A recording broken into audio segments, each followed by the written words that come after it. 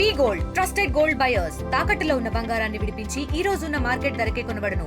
మరిన్ని వివరాలకు సంప్రదించండి 7710 మంచి కార్యక్రమం. నిన్నటి దాకా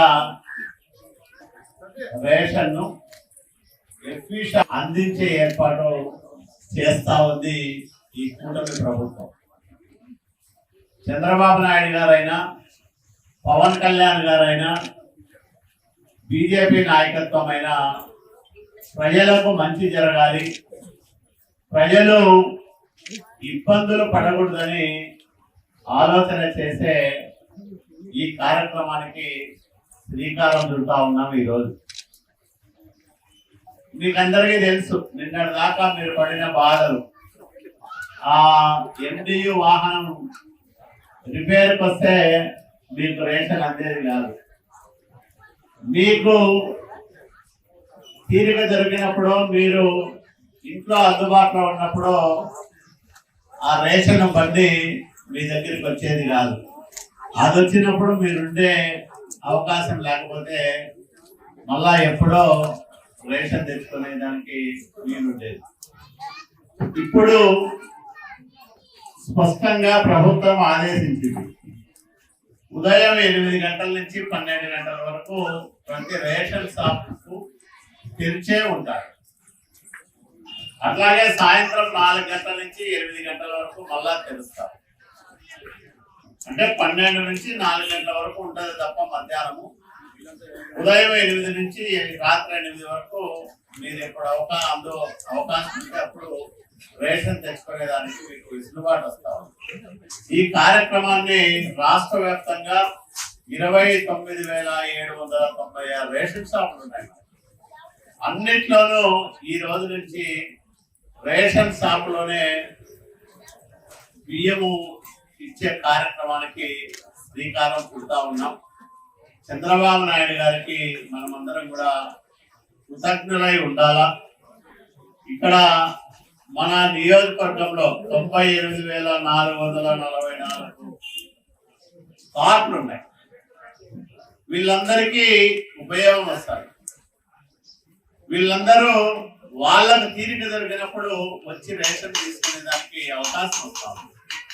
మీకు అవకాశం ఉన్నప్పుడు రేషన్ తీసుకునే వెసులుబాటు కల్పించిన ప్రభుత్వానికి ఎప్పుడు కూడా రుణపడి ఉండాలని మిమ్మల్ని నేను పేరు పేరున కోరుకుంటూ, మన రాయదుర్గంలో ఇక్కడ మనం 11వ షాపులో షాపు డీలరు మహేష్ 100% ఈ సరుకులను పంపిణీ చేస్తా ఉన్నాడని తహసీల్దార్ గారు చెప్తే విధంగా ఇక్కడ ఏర్పాట్లు చేశారు.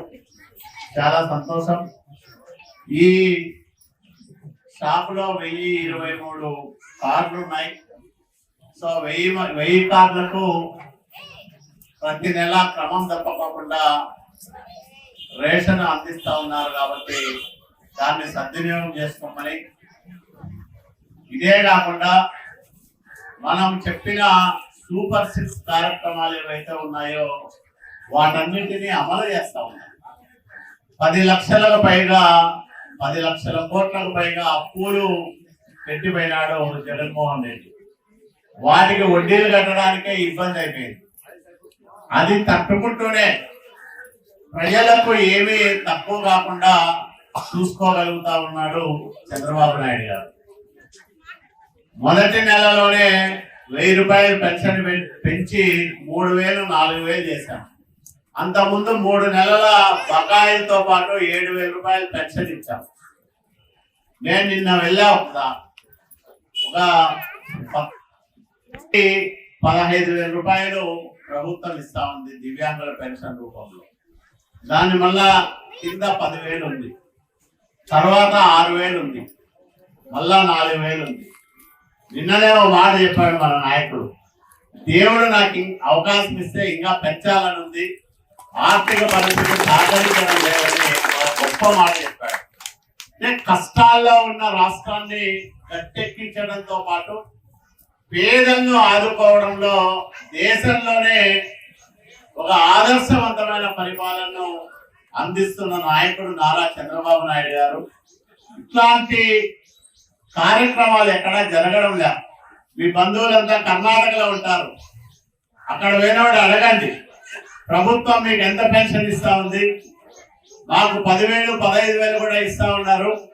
మీకు అట్లాంటిది ఏమైనా ఉందా అని ఒకసారి మీరు తెలుసుకోండి. దేశంలోనే ఇంత పెద్ద ఎత్తున 64 లక్షల మందికి ప్రతి నెల పెన్షన్లు ఇస్తున్న ప్రభుత్వం ఈ చంద్రబాబు నాయుడు గారి ప్రభుత్వం. కాబట్టి ఈ ప్రభుత్వం చేస్తున్న మంచి కార్యక్రమాల్లో ప్రజల భాగస్వామ్యం ఉండాలా. మున్సిపాలిటీలో నాకు తిరుగులేని మెజార్టీ ఇచ్చారు. 16,000 మెజార్టీ ఇవ్వడం అంటే ఆశామాషి కాదు. కాబట్టి మీకు ఎంత చేసినా తక్కువే. ఎన్ని కార్యక్రమాలు చేసినా మీరు చూపెట్టిన అభిమానం, మీరు ఇచ్చిన మెజార్టీకి అవి తక్కువగానే నేను భావిస్తా. తప్పకుండా మున్సిపాలిటీలో అన్ని రకాల సేవలని ఇంకా విస్తృతం చేయడంతో పాటు మొన్ననే 3 కోట్లు అదనంగా తీసుకొచ్చాం. మన నాయకుడు చంద్రబాబు నాయుడు గారికి ఒక 50 కోట్లు ఇమ్మన్నాం ఈ 5 సంవత్సరాల కాలంలో.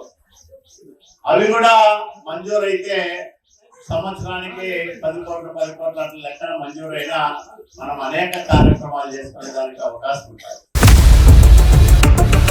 ఇండియా పాకిస్తాన్ ఉద్రిక్తతలపై లేటెస్ట్ అప్డేట్స్ కోసం డౌన్లోడ్ చేసుకోండి RTV లైవ్ యాప్.